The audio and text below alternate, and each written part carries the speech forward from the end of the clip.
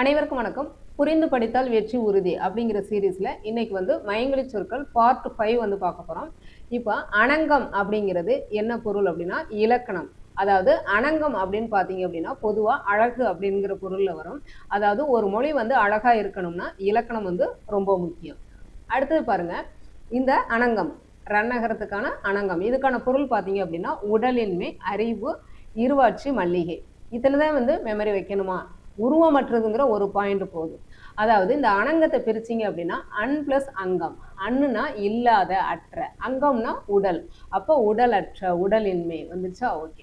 அடுத்தது அறிவு. அறிவுங்கிறது கண்ணுக்கு தெரியாத, உருவம் இல்லாத ஒன்று. ஓகேவா? அடுத்தது இந்த மலர்கள், இருவாட்சிங்கிறது ஒரு மலர். என்ன அப்படின்னா இருவாட்சியும் மல்லிகையும் வெள்ளை நிற மலர், மணக்கக்கூடிய நறுமணம் உள்ள வெள்ளை நிற மலர். இது எதுக்கு தான் சூட்டுறோம் அப்படின்னா உடல் இல்லாத அந்த மன்மதனுக்கு சூட்டக்கூடிய வெள்ளை நிற மலர்கள். ஓகே. அடுத்தது அணங்கு. இந்த அணங்குக்கு பார்த்தீங்க அப்படின்னா டோட்டலா ஒரு 15 பொருள் இருக்கு. இந்த 15 பொருளையும் நீங்க வந்து மெமரியில வைக்கணுமா, நிக்குமா வச்சாலும் அப்படின்னா நிக்கவே நிக்காது. அப்போ சிம்பிளா ஒரு வார்த்தை போதும். என்ன அப்படின்னா ஈர்ப்பும் அழிவும் அப்படிங்கிற ஒரு வார்த்தை போதும். அதாவது ஈர்ப்பும், அதாவது ஒரு தெய்வத்தை, ஒரு தெய்வம் வந்து சோடிச்சு இருக்குது அப்படின்னா ஒரு தெய்வத்தின் மீதும் ஒரு பெண்ணின் மீதும் வந்து நமக்கு ஈர்ப்பு வரும்.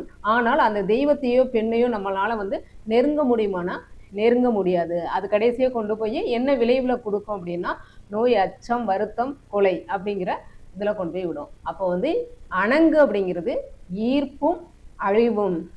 தெய்வம் இப்ப பாருங்க, தீண்டி வருத்தும் தெய்வ பெண், பத்திரகாளி, பேய்மகள், கொல்லிப்பாவை, தேவர்காடும் ஊத்து. இப்போ இதெல்லாம் வந்து தெய்வம் லிஸ்ட்ல வந்துடுது. அடுத்தது பெண், அழகு, வடிவு, விருப்பம், ஆசை. இது இந்த விருப்பம், ஆசையெல்லாம் வந்து நமக்கு ஈர்ப்பு. அப்போ தெய்வம், பெண்ணெல்லாம் வந்து ஒரு ஈர்ப்பு. அவங்கள நெருங்கினோம்னா நமக்கு கிடைக்கக்கூடிய விளைவு என்ன அப்படின்னா மயக்க நோய், அச்சம், வருத்தம், கொலை. ஓகேவா? இப்போ உதாரணமா பார்த்தீங்கன்னா நெருப்பு வந்து பார்க்கறதுக்கு அழகா இருக்கு, ஆனால் வந்து நெருங்கினோம்னா நமக்கு சுடும். ஓகேவா? அப்போ இந்த ஒரு பாயிண்ட் போதும். அணங்குன்னா ஈர்ப்பும் அழிவும் அப்படிங்கிற ஒரு பாயிண்ட் போதும். ஈர்ப்புங்கையில் உங்களுக்கு தெய்வம், இது ஆசை எல்லாமே வந்துடும் மைண்டுக்கு. அழிவு அப்படிங்கையில் அதனுடைய விளைவு எல்லாமே மைண்டுக்கு வந்துடும். ஓகேவா? அப்போ வந்து இந்த பொருள் உங்களுக்கு மறக்குமா? ஈர்ப்பும் அழிவுங்கிற அந்த பாயிண்டே உங்களுக்கு போதுமானது. அடுத்தது அணங்கு. நம்ம இந்த வந்து அணங்கம் பார்த்தோம் இல்லையா, அதே தான் இதுக்கும். இந்த அணங்கு வந்தாலும் சரி, இந்த அணங்கு வந்தாலும் சரி, மன்மதன், அன் பிளஸ் அங்கம் அணங்கம். சிவனால் எரிக்கப்பட்டு உடல் இல்லாமல் அந்த உயிர்களுக்குள் காதலை தூண்டுபவன். அதை வந்து மிக்க ஆசைங்கிற பொருள்ல கூட வந்தது, அதுதான். ஓகேவா? அடுத்தது அனல். அனல் அப்படிங்கிறது கழுத்து, தாடி, அலைதாடி. இது பார்த்தீங்க அப்படின்னா சிம்பிளா புரிஞ்சுக்கிறது என்ன அப்படின்னா அண்ணாந்து பார்த்தால் தெரிவது. அண்ணாந்து பார்த்தா நமக்கு என்ன தெரியும்? தாடி தெரியும், கழுத்து தெரியும். ஓகே. அடுத்தது இந்த ரன்னகரத்துக்கான அனல் வரும்போது என்ன பொருள் அப்படின்னா தீ, வெப்பம், கொடிவேலி. அதாவது எரிக்கும் மற்றும் கரைக்கும் குணம். அதாவது எரிக்கிறது எது? தீயும் வெப்பமும் வந்து தொட்டா சூடும், எரிக்கும்.